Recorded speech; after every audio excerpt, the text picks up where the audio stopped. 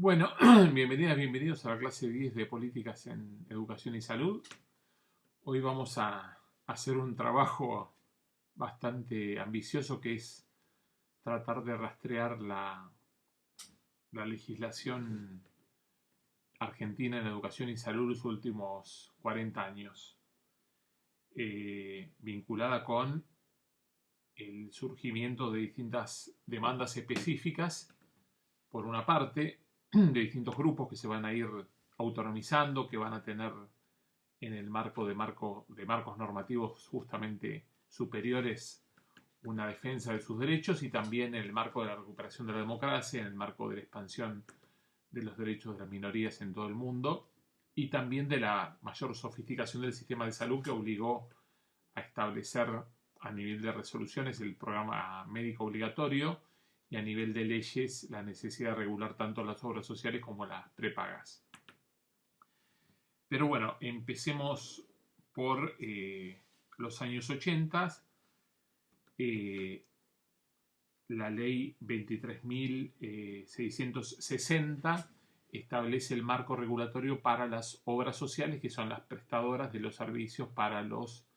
trabajadores en blanco en todo el país. Esta ley de obras sociales establece que las obras sociales deben tener un programa de prestaciones, deben presentar un balance de su actuación a lo largo de un año, deben tener destinar un 80% de los recursos a las prestaciones que declaran sostener, deben incluir entre sus beneficiarios a los trabajadores estatales, a los jubilados, a los beneficiarios no contributivos y a los pensionados. Deben ser administradas las obras sociales por un conjunto de 5 personas elegidas por las asociaciones de trabajadores, por los sindicatos, o por el Estado en el caso de las obras sociales que dependen directamente de los organismos públicos. Se sustentan financieramente por el aporte del 5% de los empleadores, del salario aportado por los empleadores, y por el 3% aportado de cada uno de los salarios por los trabajadores. Este es un poco el marco general, la 23.660 de las obras sociales, que fue sancionado en el gobierno del doctor Alfonsín en 1988. La segunda ley importante para el acceso concreto al derecho a la salud en la Argentina, ya en la recuperación democrática, es la ley 26.682, que es la ley que establece el funcionamiento de las prepagas. Las prepagas son fiscalizadas en el cumplimiento de las prestaciones mediante esta ley. Deben cumplir con el programa médico obligatorio. Como dijimos al comienzo, el programa médico obligatorio no es establecido por ley, sino por resolución del Ministerio de Salud, y es completamente dinámico, es decir, que puede variar más de una vez por año, y establecer cuáles son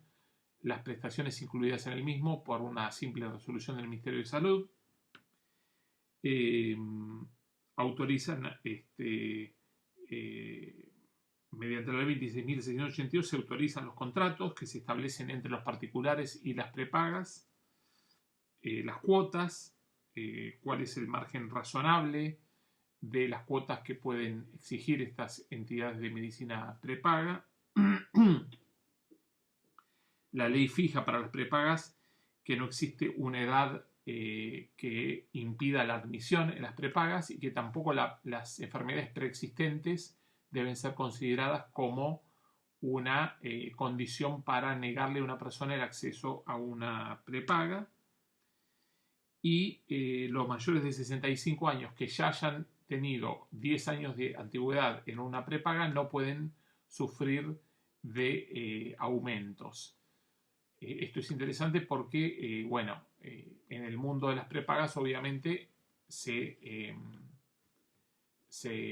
intersectan el derecho a la salud con la obtención de beneficios la obtención de utilidades para las empresas. De modo que, bueno, es importante la presencia del Estado para evitar los abusos y para asegurar ciertas condiciones mínimas en las prestaciones de estas entidades de medicina prepaga.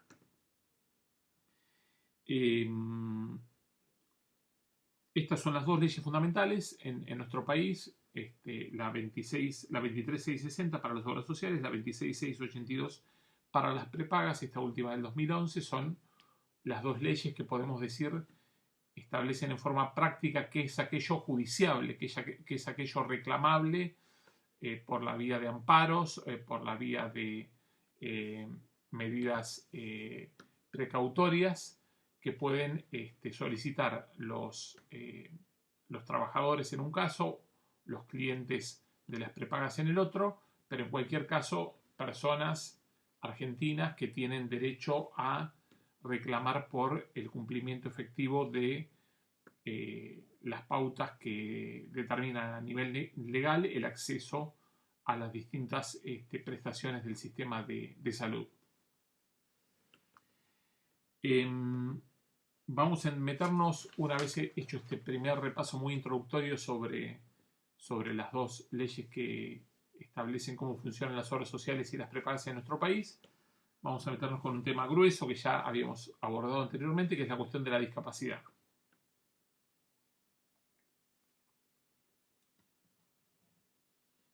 Desde fines del siglo XIX, esto lo habíamos visto en las primeras clases, el concepto del higienismo que defendía el doctor José María Ramos Mejía, que era a su vez presidente del Consejo Nacional de Educación, es decir, un médico encargado también de la educación en nuestro país, fijaba como criterio la correlación entre educación y salud en términos de clasificación de la población escolar que permita predecir si esa población después va a tener cierta inclinación, por ejemplo, hacia el delito. Es decir, por ejemplo, se le medía el cráneo a los alumnos y de ello se derivaba la posibilidad de que esos estudiantes en el futuro tuvieran una inclinación, por ejemplo, por el delito. Además de hacerse cosas completamente vigentes hoy en día, como el control de talla y peso de los alumnos. Bueno, en el siglo XX, un pensador francés del cual ustedes habrán oído hablar, Michel Foucault, establecía que el discurso del dictamen médico es un discurso clasificatorio, en un sentido es un discurso necesario, por supuesto, todos ustedes son médicas, médicos y otros enfermeras, enfermeros y otros profesionales de ciencias de la salud, y el discurso del dictamen médico tiene necesariamente que ser taxativo porque es el que permite establecer el diagnóstico y el tratamiento. Pero Foucault apuntaba más en general al discurso del dictamen médico como clasificatorio de la población, como un discurso que establecía quiénes eran enfermos y a partir de quiénes eran enfermos, quiénes eran desviados sociales, quiénes podían ser considerados desviados sociales en los términos en que lo hacía el positivismo a fines del siglo XIX, es decir, de predecir de la enfermedad una desviación social. Y este discurso, dice Foucault, diluye este discurso del dictamen médico clasificatorio, diluye la integralidad de la persona, es decir, si una persona se la considera enferma, se la considera a partir de un discurso clasificatorio como persona portadora de X o Y enfermedad. Es un discurso que tiene que ver con la generalización del temor de un contagio, si es una enfermedad contagiosa, el disciplinamiento de los cuerpos, es decir, las personas a partir de ese diagnóstico tienen llevan la imposibilidad de ciertas actividades, y el control social. Esta es un poco la crítica que hace desde lo sociológico y desde lo filosófico Michel Foucault al discurso del disciplinamiento que implica el dictamen médico clasificatorio. Esto en términos de la discapacidad tuvo un fuerte impacto desde los comienzos de la expansión del debate acerca de qué es la discapacidad, cómo debe entendérsela y cuáles son los mecanismos que prevé el Estado frente a esta problemática. Primer fenómeno, el aumento en la cantidad de las personas que aparentemente son discapacitadas. Esto tiene que ver con el aumento de la expectativa de vida, pero también con la visibilidad de las distintas patologías que muchas veces se ocultaban, salen a la luz con el desarrollo científico-tecnológico, con el avance de la medicina social, con la baja en los prejuicios de la sociedad respecto a esas personas, con el desarme de los dispositivos de encierro de esas personas. Foucault decía justamente que las cárceles, las escuelas,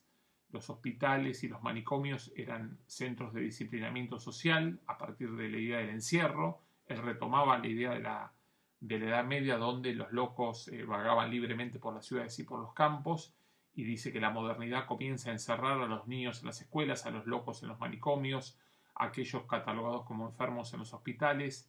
y que de esa manera el Estado se va consolidando a partir de dispositivos de encierro que implican el control de las personas y el disciplinamiento de los cuerpos. Pero bueno, esto que puede parecer bastante sofisticado, bastante especulativo, cobra entidad en los dispositivos legales del Estado para la atención de un colectivo de personas a las cuales se les va a llamar discapacitados. La definición de discapacitados reconoce una restricción o una ausencia para realizar una actividad, y anteriormente se usaba el término minusválidos, es decir, aquellos que estaban limitados o impedidos de ejercer un rol. Actualmente la definición que se usa es la de discapacitados, y la definición de discapacidad que se da, aceptada por la Organización Mundial de la Salud, es la de la persona que sufre una interacción negativa entre su problema de salud individual y el entorno, que no es capaz de interactuar positivamente con ese problema de salud personal. Es decir, hay un déficit de la persona, hay problemas físicos, hay problemas de salud de la persona, pero también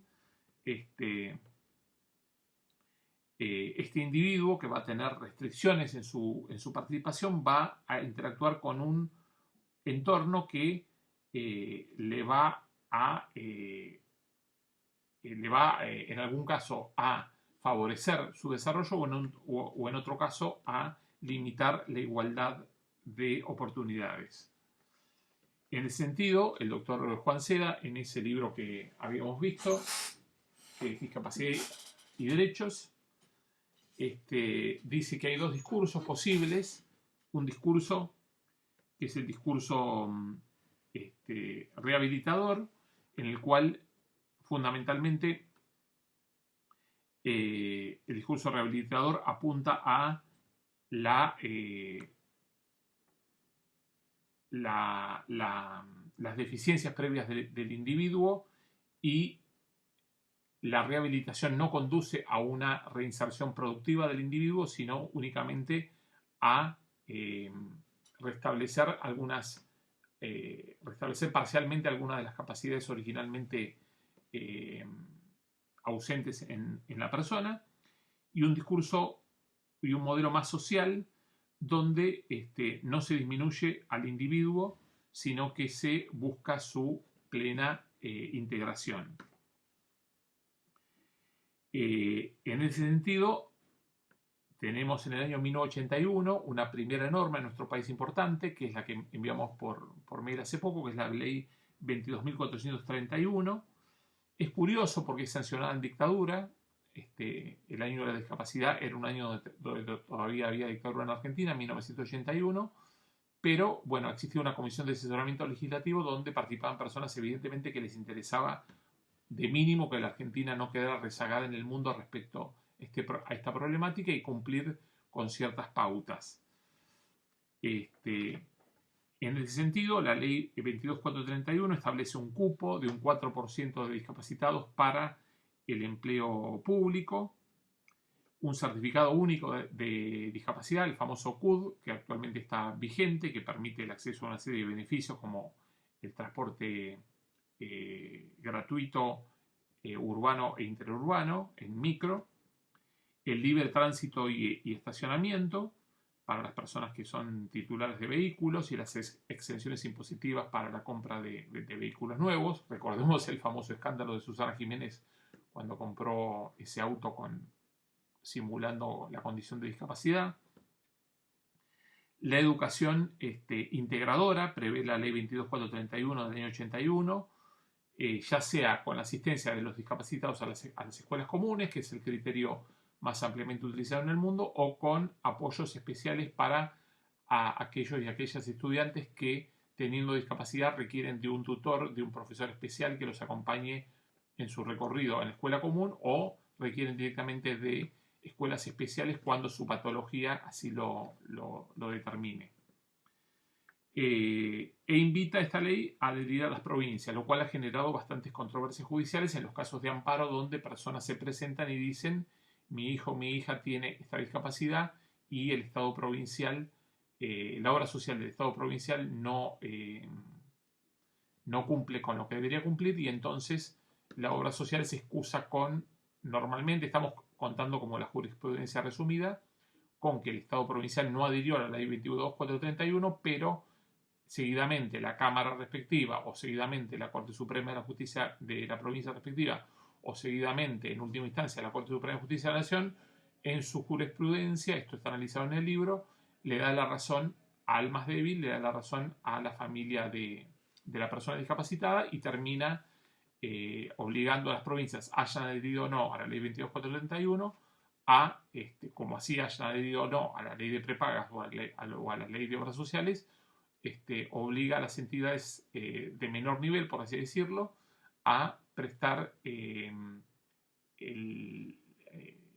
las prestaciones, valga la redundancia, establecidas por la ley, aunque no hayan adherido a ella en la jurisdicción respectiva. Un poco el debate de la ley 22.431 va a plantear un paradigma que está a mitad de camino entre los paradigmas de la rehabilitación y de la autonomía. Pensemos que la cuestión de la discapacidad, esto lo habíamos visto en la clase anterior,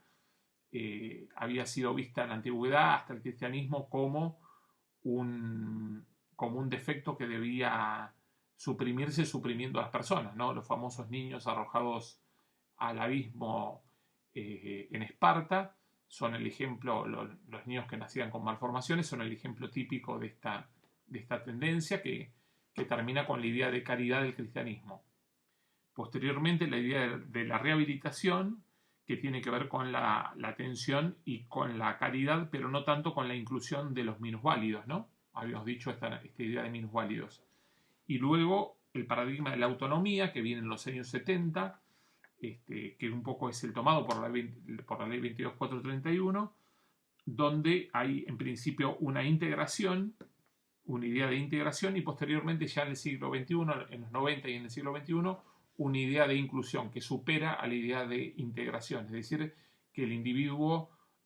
puede integrarse también a la vida productiva y ser titular de derechos progresivamente. En ese sentido se sanciona en el año 2006, en el marco de la ONU, la Convención de Derechos para las Personas con Discapacidad. Esto va a ser receptado por la Constitución Nacional previamente, esta tendencia, por así decirlo, a la integración y a considerar al colectivo de DISCA, al colectivo de personas discapacitadas como un colectivo de personas con derechos. Va a ser receptado por la Constitución Argentina, por el inciso 23 del artículo 75, que nosotros ya vimos en la clase respectiva de la Constitución,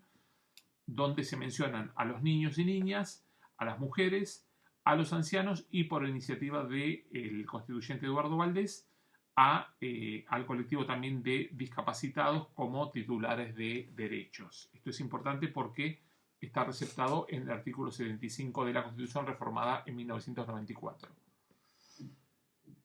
Bien, avances en la legislación ya entrando en el siglo XXI. Tenemos la ley 26.378 del 2008 y tenemos la ley 24.901 del año 97. Vamos a la ley del 97. La 24.901 establece prestaciones básicas para los discapacitados en las obras sociales, el derecho a la estimulación temprana, el derecho a la educación inicial y básica, el derecho a la inserción laboral, el derecho a acceder a centros de día, el derecho a acceder a centros terapéuticos, el derecho a acceder a centros de rehabilitación psicofísica, el derecho a la rehabilitación, el derecho al servicio odontológico, la posibilidad y el derecho de los discapacitados al acceso a las residencias, a los pequeños hogares y a los hogares, que son categorizados de acuerdo al volumen de la institución, el derecho a la cobertura domiciliaria, a la atención psiquiátrica y a la atención de profesionales externos a las obras sociales. Esto es importante porque ha dado lugar a muchos reclamos de muchas familias que dicen yo tengo mi hija o mi hijo discapacitado y necesito que reciba la atención de un profesional que no pertenece a la obra social. Bueno, normalmente, si bien hay apelaciones por parte de las obras sociales, las instancias superiores, es decir, luego del fallo de base, las instancias de Cámara o las instancias de Corte Provincial o las instancias de Corte Nacional, terminan dándole la razón a la parte más débil, es decir, a la familia de los discapacitados, y termina obligada a la obra social a brindar la atención con profesionales externos a la obra social cuando estos profesionales, de acuerdo al cuadro de la persona, resulten ser más competentes o hayan demostrado poder hacer progresar mejor a la persona en su patología. Esta ley 24.901 del 81 es modificada por la ley 26.682 del 2011 que obliga a las prepagas a lo mismo. Es decir, que estamos hablando de un conjunto de leyes del 97 y del 2011, la 24.901 y la 26.682. Tengo que leer porque evidentemente uno no puede aprenderse viniendo de las ciencias sociales la numeración de 10 leyes a la vez. Obligan respectivamente a las obras sociales y a las prepagas a cumplir con un conjunto de obligaciones en salud para los discapacitados. En salud y también en temas laborales y en temas habitacionales. Bien, vamos a otra ley que tiene que ver con discapacidad, que es la ley 26.378, que es del año 2008. ¿Qué establece esta ley? Fundamentalmente establece la aprobación de la Convención de Derechos para las Personas con Discapacidad, que había sido sancionada anteriormente por Naciones Unidas, que establece en el artículo 24 el derecho de las personas discapacitadas a la educación y el derecho de las personas discapacitadas en el artículo 25 a la salud. Esto es importante porque los jueces, cuando van a fallar para los reclamos de los padres y madres de las personas con discapacidad por omisión en el cumplimiento de tal prestación por parte de las obras sociales o de las prepagas, van a tener en sus fundamentos las leyes nacionales y también las convenciones internacionales que vía incorporación a la Constitución o vía reconocimiento explícito a partir de leyes nacionales van a estar incorporadas a la jurisprudencia y por lo tanto van a ser fundamento para hacer lugar a los amparos y hacer lugar a las prestaciones requeridas. Bueno, los discapacitados van a estar incluidos en la Ley de Educación Nacional 26.206 y como ya estaban incluidos antes en la Ley de Educación Superior 24.195. Esta cuestión de la inclusión educativa va a ser, bastante interesante, ya que la ley 25.573 del 2002 establece garantías para la accesibilidad y garantías para la integración de las personas con discapacidad con apoyos en la educación común. Esto es interesante porque va a, de alguna manera, la aprobación de esta Convención Internacional de Derechos para las Personas con Discapacidad va a dar lugar al debate sobre cuáles son los alcances de la integración. En ese sentido, ha habido distintos reclamos, ¿no? El reclamo más fácil de imaginarse, ustedes podrán verlo, es el reclamo de las rampas, ¿no? Por ejemplo, un chico o una chica necesita ir a la escuela y se moviliza en silla de ruedas y no hay rampa para la escuela. Entonces, bueno, presentó un amparo para que la escuela tenga rampa. Otra de las cuestiones judiciables al amparo de este marco legal que estamos viendo, la ley 22.431, que es del 81, la ley 26.378, que es del 2008, de la Convención para las Personas con la Capacidad, la ley 25.573 del 2002, de inclusión educativa, la ley 24.901 y 26.682, que obligan a las prepagas y a las obras sociales a un conjunto de prestaciones. Bueno, toda esta legislación va a ser judiciable en términos concretos por el tema de las rampas, va a ser judiciable por el derecho de admisión de las personas con discapacidad. Pensemos, por ejemplo, un caso de una persona sorda a la cual se le niega la vacante. Bueno, por supuesto, las instancias de base y superiores, pese a los reclamos respectivos de las obras sociales y de las prepagas, terminan obligando a estas a proveerle la cobertura, por ejemplo, el implante coclear o el profesor o profesor de educación especial, para que esa persona pueda cumplir con el derecho a la educación. Otra cuestión judiciable al amparo de estas normas es la cobertura de los centros de día, donde, por supuesto, los juzgados también dan lugar al reclamo de la parte más débil para la inclusión y la cobertura en los centros de día. Otra cuestión es la cuestión del derecho de las personas discapacitadas a preferir la educación privada y que se los pague la prepaga o se los pague la obra social. Esto es bastante controvertido porque hay primero un principio de integración de las personas discapacitadas en la educación común, que es lo que asegura la ley 26.206 de Educación Nacional, y también hay escuelas de educación especial previstas en la misma ley de Educación Nacional con educación gratuita a cargo del Estado. Entonces, cuando los padres de las personas con discapacidad dicen mi hijo, mi hija necesita ir a la escuela especial tal o necesita continuar en la escuela especial tal y yo no tengo los recursos,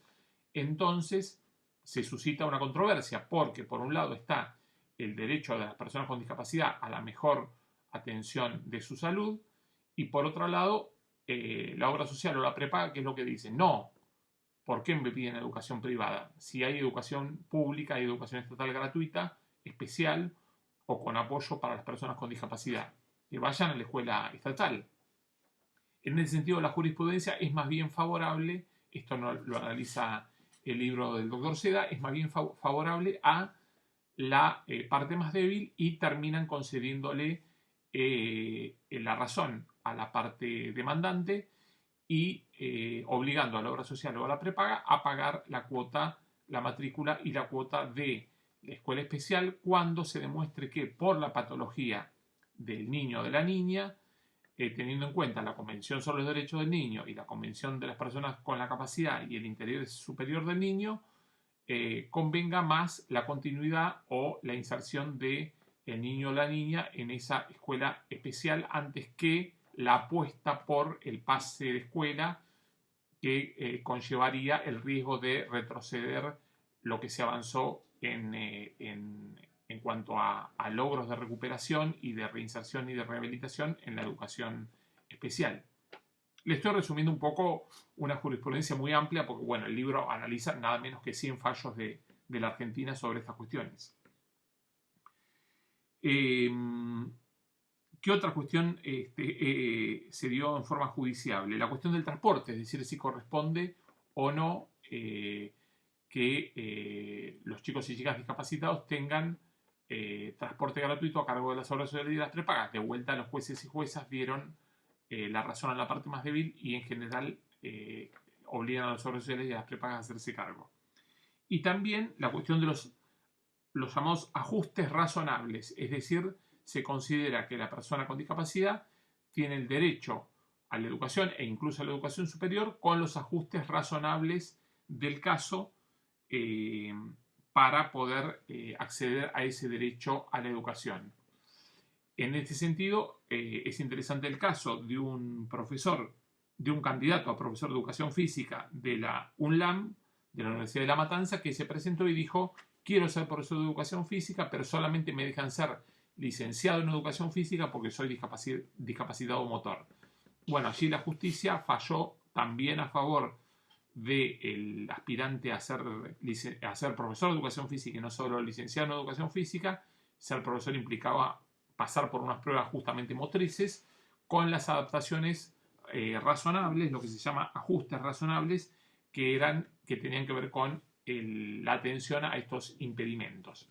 Pero bueno, es algo que se sigue discutiendo hoy en la universidad, si todas las personas son admisibles en todas las instancias que implica el cursado de una carrera del nivel superior universitario.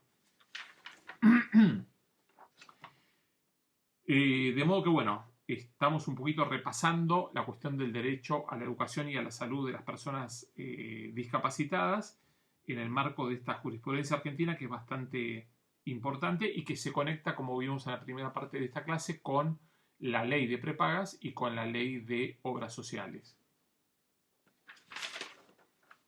Vamos a pasar ahora a ver un poquito la legislación del siglo XXI. Habíamos señalado en clases anteriores la cuestión del rol del Estado en el mercado farmacológico. En ese sentido es importante la ley 25.649 o ley de medicamentos genéricos, que simplemente establece que toda receta debe ser hecha por nombre genérico y que es obligatorio también el uso del nombre genérico en la publicidad de los medicamentos. Esto se entronca con una tradición que viene de los años 60 de la administración del ministro Arturo Oñativi, del presidente Ilia, que también avanzó con la ley de medicamentos en momentos en que el mercado farmacológico tenía absoluta prevalencia en la Argentina, y esta ley del 2002 permitió abaratar significativamente el costo de los medicamentos en nuestro país. Y bueno, y esto está en permanente actualización. Pensemos que en 2020 se estableció el acceso de los medicamentos, de un vademecum amplio de medicamentos para todas las personas jubiladas y pensionadas del Instituto Nacional de Servicios para Jubilados y Pensionados, INSJ, o también llamado PAMI. De modo que, bueno, esta cuestión del acceso a los medicamentos y del rol del Estado en el mercado farmacológico y el rol del Estado en garantizar medicamentos a las personas en situación de vulnerabilidad es algo que está en permanente evolución, pero que tiene un antecedente importante en la ley 25.649. Vamos ahora a meternos con algo no menor, que es la cuestión de los niños, niñas y adolescentes. En nuestro país, a partir de la recuperación de la democracia en el 83, comenzó a existir un reconocimiento progresivo de la autonomía de los adolescentes, es decir, de los menores de edad, en la gestión de sus propios asuntos. La primera norma que da la democracia en este sentido es la ley de legalización de los centros de estudiantes secundarios, que no es una ley, sino que es una resolución de la Dirección Nacional de Educación Media y Superior, la resolución 30 del año 84, que estableció que los centros de estudiantes secundarios eran legales. Anteriormente, los chicos y chicas que tenían algún reclamo que hacerle al rector de cada establecimiento tenían que apelar a sus padres para hacerlo. Es decir, por ejemplo, querían que, no sé, educación física se cursara más pegado al horario escolar que lejos del horario escolar para no tener que permanecer todo el día en la escuela, y si querían reclamar eso tenían que buscarse a sus padres y que sus padres firmen la petición, por más que la petición se les haya ocurrido ellos mismos. Eso se terminó hace 36 años en el país con la resolución que legaliza los centros de estudiantes secundarios. Es decir, son asociaciones de estudiantes que pueden peticionar por sí mismos y luchar por sus derechos, por sus reivindicaciones y realizar sus propias actividades sin contar ni con la anuencia de los padres ni con la anuencia necesariamente del director o directora del establecimiento. Segundo paso importante, el Congreso Pedagógico, donde se estableció que los mayores de 15 años pueden votar. Esto ya, el Congreso Pedagógico, que se desarrolló entre 1985 y 1988, fue un ámbito donde el voto de los menores de 18 años tenía igual valor que el voto de una persona mayor de 18 años para establecer el dictamen de la Asamblea de Base, que después sería elevado a la Asamblea Intermedia, para después ser elevado a la Asamblea Provincial, para finalmente terminar en la Asamblea Nacional, que estableció su informe final sobre la situación de la educación en Argentina y las recomendaciones para el futuro. Tercer avance de los adolescentes importante, el voto optativo a los 16 años, que se estableció en la Argentina a partir del año 2015. Este voto optativo es algo que también da mayor autonomía a los menores de edad. Y el concepto que subyace es de la capacidad progresiva de los menores de edad. Es decir, que los menores de edad no son lo mismo, que no es lo mismo un chico o una chica de 10 años que alguien de 17 años, y que la capacidad progresiva debe ser reconocida por las leyes. ¿En el marco de qué? En el marco de la ley que aprueba la Convención de los Derechos del Niño. La Convención de los Derechos del Niño fue reconocida por la Argentina, que fue sancionada por las Naciones Unidas, fue reconocida por la Argentina por la ley 23.849 del año 89. ¿Cómo impacta esto en cuestiones más concretas? Vemos que en el año 2005 se establece la ley 25.673, que la enviamos, que es la ley de salud sexual y procreación responsable. Esta ley establece un programa en el marco del Ministerio de Salud, un programa de salud sexual y procreación responsable. Esta ley habla fundamentalmente de la necesidad de disminuir la mortalidad materno-infantil, de favorecer la libre decisión, de prevenir los embarazos no deseados, de prevenir las enfermedades de transmisión sexual, de asegurar la información a los y las adolescentes fundamentalmente, y de asegurar los métodos y los métodos anticonceptivos a los y las adolescentes. Esto es importante porque si bien desde la recuperación de la democracia se daban charlas de educación sexual en las escuelas o se repartían preservativos, esto implica no solamente que exista un programa nacional, sino que a ese programa nacional tiene prestaciones, y esas prestaciones son especialmente para la población más vulnerable y en edad fértil, que son las y los adolescentes. Fundamentos de la ley 25673, la necesidad de combatir las enfermedades infectocontagiosas como el SIDA, y el interés superior del niño. La idea de interés superior del niño está en la Convención, obviamente, de los Derechos del Niño, y los jueces normalmente, cuando fallan a favor de las adolescentes que van en reclamo de poder tener autonomía personal de decisión respecto de su cuerpo y respecto de la prevención del embarazo, por ejemplo, sin la anuencia de los padres, los jueces normalmente fallan en favor de las adolescentes por la prevalencia del interés superior de la niña, sería, ¿no? De la adolescente, de la menor.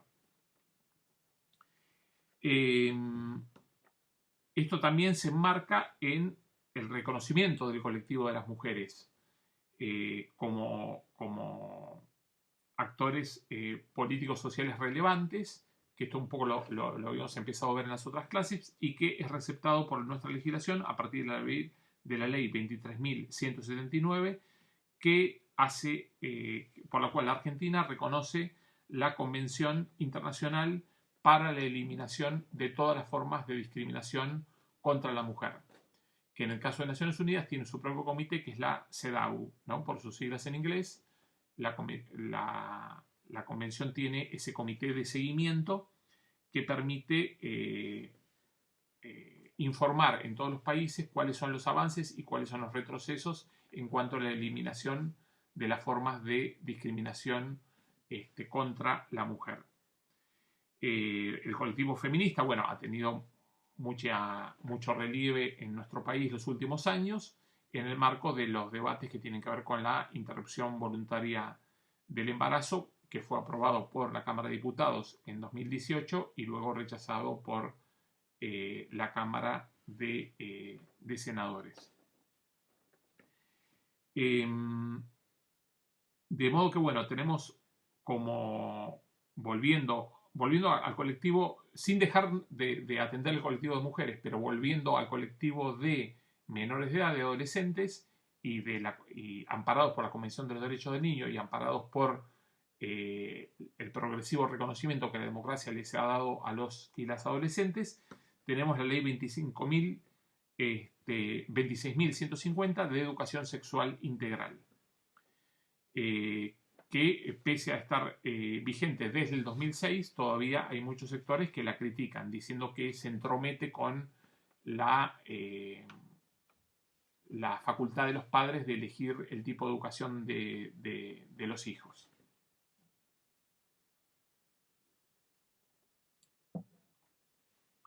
La ley 26.150 de educación sexual integral establece que es necesario promover una sexualidad responsable y que para ello el Estado debe brindar no solamente una educación sexual para todas y todos, sino establecer contenidos, establecer programas, establecer actividades que respalden esa educación sexual integral.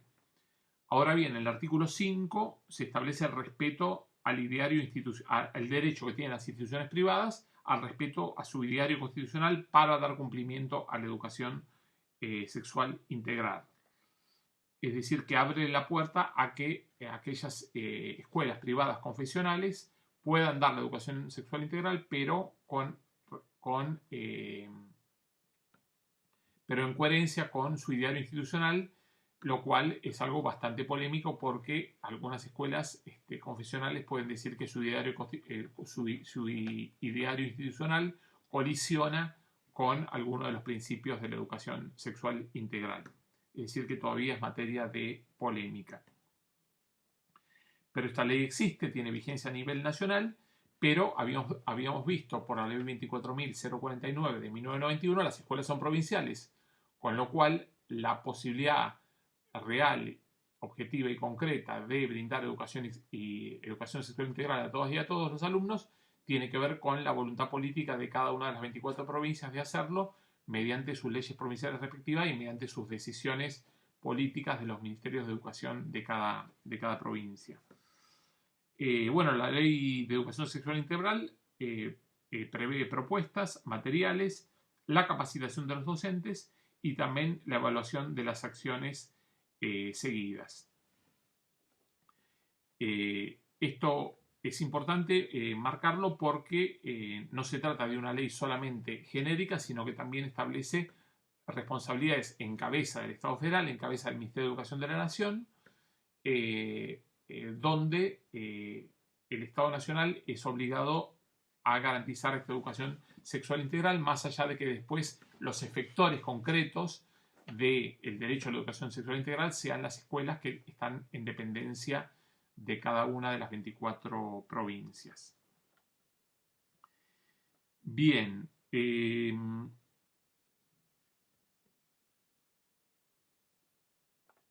hecho este repaso por la educación sexual integral y por la Ley de Salud Sexual y Procreación Responsable y por la importancia del colectivo de mujeres que es reconocido a partir de la decisión de Argentina de adherir a la Convención de Eliminación de todas las formas de discriminación contra la mujer y de las políticas públicas llevadas a cabo por la democracia a lo largo de los últimos 36 años,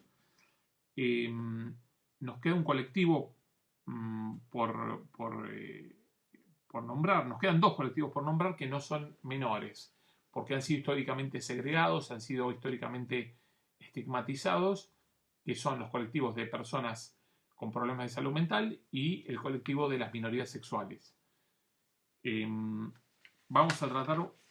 de, sin pretensión de exhaustividad, de ver de qué forma la legislación argentina va a abordar las demandas de estos dos sectores y las va a receptar en la legislación. Respecto al colectivo de personas con discapacidad mental, con problemas de salud mental, es un colectivo cuya emergencia es más complejo, porque normalmente no son personas que se movilizan en reclamo de sus derechos, como pueden ser las minorías sexuales, o como puede ser el colectivo de mujeres, o como puede ser el colectivo de adolescentes, o como puede ser otro tipo de colectivos a nivel de la sociedad, sino que son normalmente representados por abogados,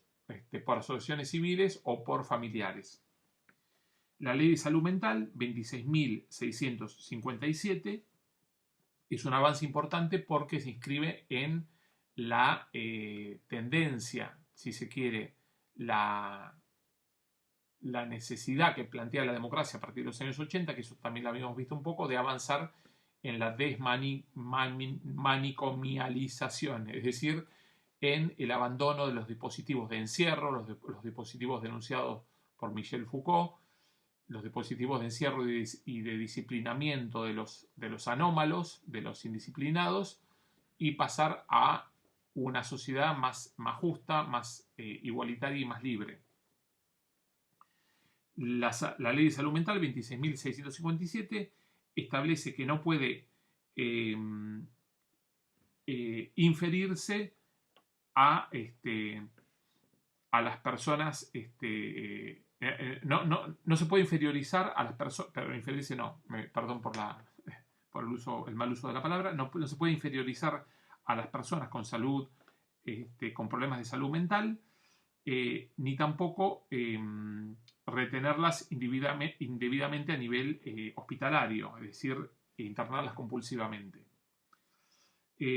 Habla de las personas con adicciones como parte de las personas que tienen problemas de salud mental. Establece que no puede presumirse la incapacidad y habla de las personas con padecimiento mental como un colectivo con derecho a la salud. Este derecho a la salud de las personas con padecimiento mental está establecido en el artículo 7 de la Ley 26.657.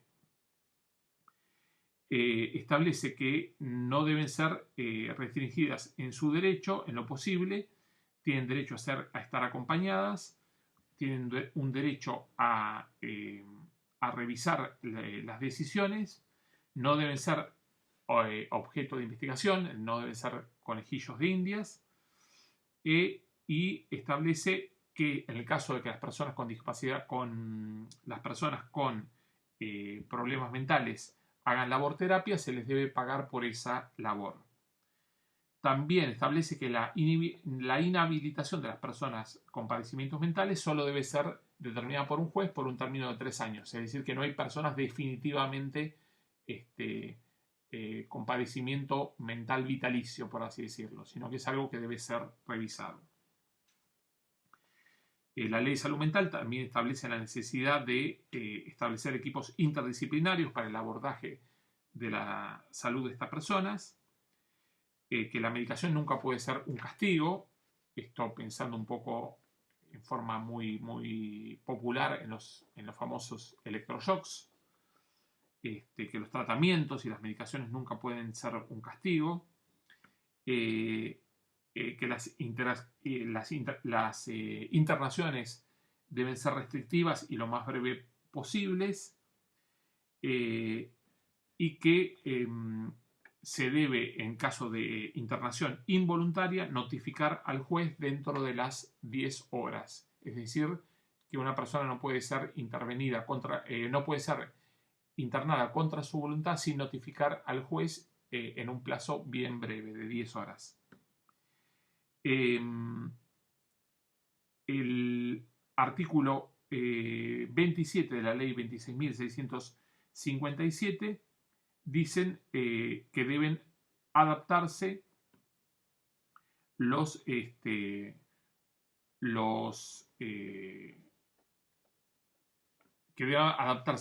mecanismos de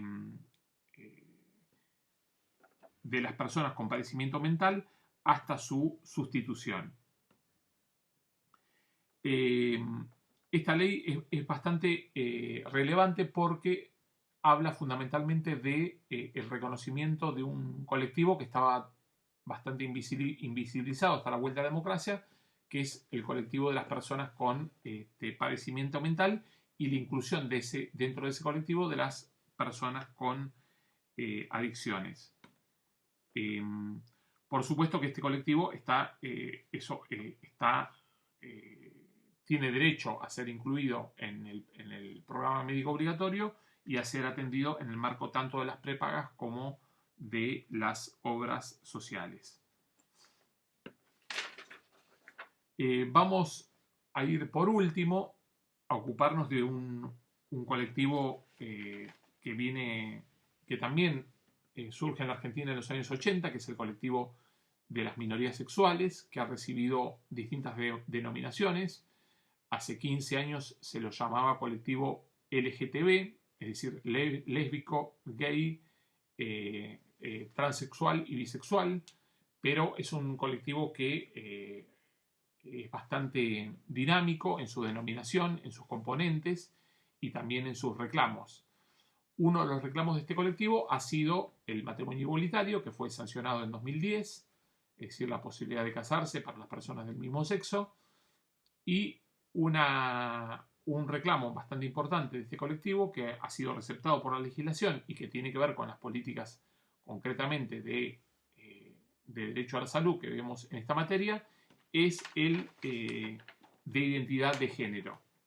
Esto se vio sancionado en el año 2012 por la ley 26.743. ¿Qué dice la ley 26.743? Que las personas tienen el derecho a una identidad de género. La identidad de género no es la identidad varón-mujer establecida en el documento de identidad en la partida de nacimiento, sino que es el derecho a la identidad autopercibida. Es decir, que la persona tiene derecho a percibirse habiendo nacido varón como mujer o habiendo nacido mujer como varón, e incluso como persona sexualmente no binaria, a partir de su propia percepción. Y esto le da derecho a modificar el nombre, a modificar su nombre de pila, por supuesto no su apellido, a modificar su imagen, a modificar también su sexo, a partir de tratamientos hormonales o a partir de tratamientos quirúrgicos. Quienes tienen derecho a realizar tratamientos o a reclamar el cambio en la identidad de género, es decir, el cambio en el DNI para pasar a tener otro nombre, y el derecho a los tratamientos quirúrgicos u hormonales, las personas mayores de 18 años. Pero también le reconoce el derecho y esto también se enlaza, así vemos cómo se enlazaba los derechos del niño y los derechos de la mujer, se enlazan aquí los derechos del niño, entendido como niño barra adolescente, con los derechos de las minorías sexuales, porque se establece por esta ley que los menores de 18 años, acompañados por un abogado, pueden también reclamar el acceso a el cambio de la identidad de género. Es decir que, repasando un poquito, lo que va a emerger con la democracia es la visibilización de colectivos que ya existían pero que estaban siendo invisibilizados. Pensemos en el caso de las mujeres. El colectivo de las mujeres emerge con, las marchas vinculadas con el Día Internacional de la Mujer. Pensemos en la marcha, la primera marcha de 1984, a la cual asiste Alicia Moura de Justo, que estaba cerca de cumplir los 100 años. Van a empezar a reclamar la igualdad entre varones y mujeres, que se va a traducir en Argentina primero en la patria potestad compartida, durante el gobierno del doctor Alfonsín, también durante el gobierno del doctor Alfonsín en la ley de divorcio, en el menemismo en los años 90, las mujeres van a lograr la ley de cupo femenino de 1/3 de los legisladores y legisladoras nacionales, y actualmente la ley de paridad de género, que obliga a los partidos políticos a presentar listas con 2 personas, con una persona de un sexo y una persona del otro, es decir, que si encabeza una mujer, el segundo tiene que ser varón, y si encabeza un varón, el segundo tiene que ser una mujer, y que es receptada por el reconocimiento de la Argentina de la resolución de las Naciones Unidas sobre eliminación de todas las formas de discriminación hacia la mujer, en el marco de la decisión del Congreso Nacional de acompañar esa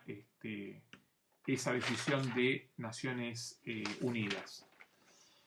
Después tenemos el colectivo de los adolescentes, que surge hace muchísimo, es decir, hace muchísimo que hay movimiento estudiantil secundario en la Argentina, pero va a ser recién en los años 80 cuando se reconozca a nivel educativo a los centros estudiantes secundarios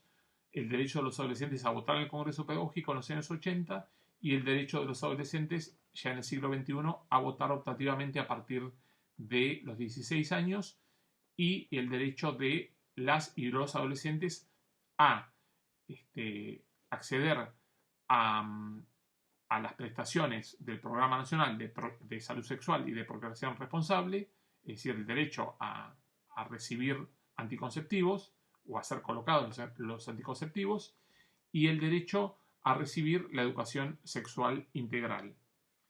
Estos son avances para los derechos de las y los adolescentes bastante significativos que tenemos ya en este siglo XXI.